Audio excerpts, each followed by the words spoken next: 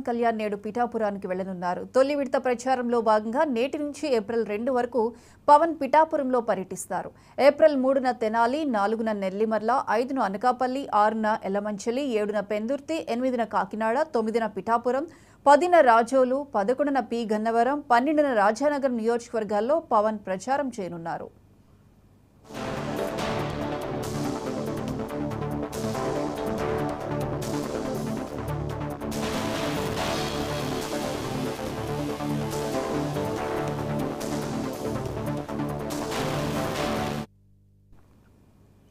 ఇక పిఠాపురంలో పవన్ పర్యటనకు సంబంధించి మరిన్ని అప్డేట్స్ మా ప్రతినిధి కిషోర్ లైవ్ లో అందిస్తారు. కిషోర్,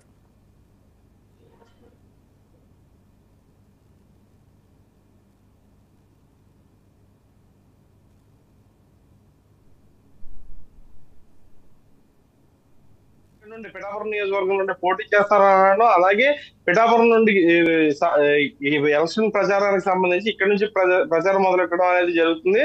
అలాగే మధ్యాహ్నం సుమారు 12:45కి పిఠాపురం నియోజకవర్గానికి చేరుకుంటారని చెప్పి, అలాగే ఇక్కడికి సంబంధించినటువంటి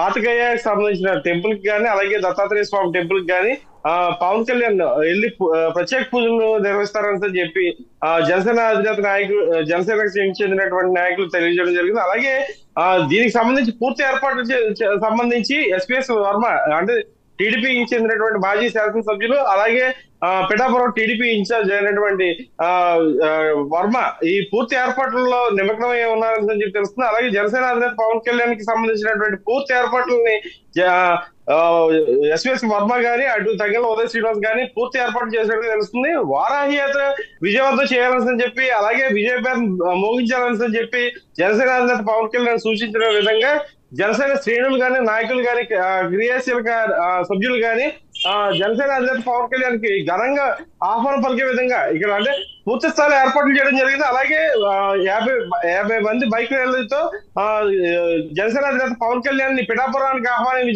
ఆహ్వానించే విధంగా, అంటే హెలిప్యాడ్ దిగిన తర్వాత నుండి పిఠాపురం నియోజకవర్గానికి వచ్చే మార్గం అంతా కూడా 50 బైక్ ర్యాలీలతో జనసేన అధినేతని స్వయంగా ఆహ్వానించే విధంగా ఉంటుందని చెప్పి తెలుస్తుంది. అలాగే ఈ